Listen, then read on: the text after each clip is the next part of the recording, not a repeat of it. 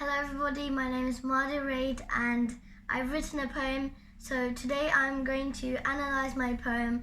I would love to have some suggestions for you after reading the poem. So let's get started. My poem's name is called How to Read a Poem. It is a metaphorical poem.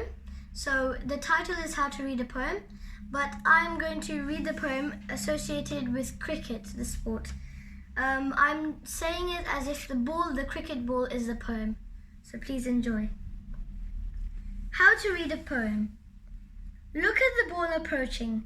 Come on, let's see. Of course, don't misjudge it. Play it carefully. Don't rush your shot. Let it come to you. You never know what it could be. It could be a spin ball. The ball won't come straight. It could swing in. So don't play it foolishly. Play it perfectly. Hit it above the fielders, but first examine them smartly. You don't want the ball to land in a fielder's hand. Once you finish your shot, play the ball similarly again. There might be something you missed. You could have played it with your left hand.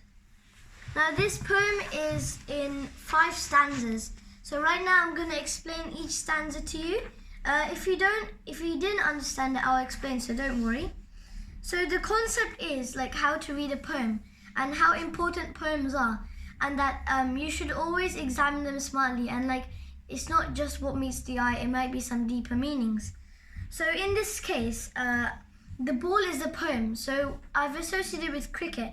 So like as if to examine the ball smartly to like see what the ball might be like, and if the ball might come differently, like a poem. Like a ball might have different meanings, like a spin ball. So the first stanza says, look at the ball approaching, come on, let's see.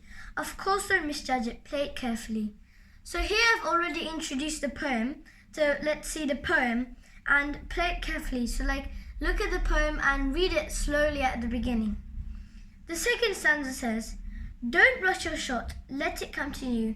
You never know what it could be. It could be a spin ball. Now this is a really weird stanza. In this stanza I'm saying don't rush when you're reading the poem.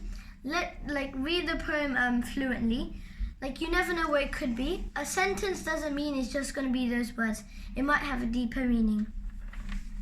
The third stanza says the ball won't come straight. It could swing in. So don't play it foolishly. Play it perfectly. This is kind of similar to the second stanza. As it said, the poem is not just a row of words or just something someone writes down. It has has many deep meanings. So it says it won't come straight, meaning it won't come really simply.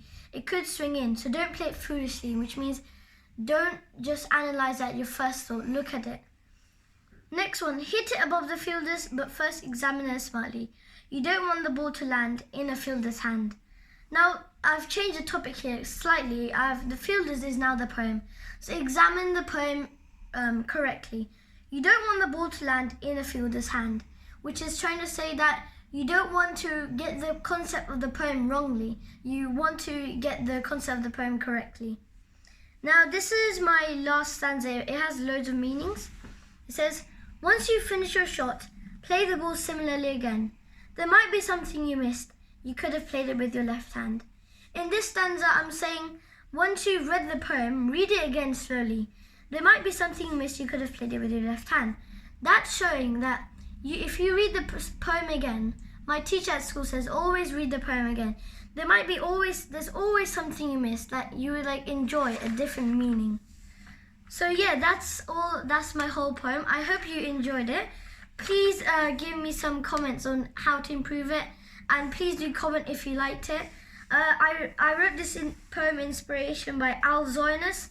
The title is How to Read a Poem, where he analysed the poem as if a poem is like in a beach of clothes, and it's as if the poem is underwear. So please do check that poem by Al Zoynes. It's called How to Read a Poem. And yeah, thank you for listening to my video, and I hope to see you again. Bye.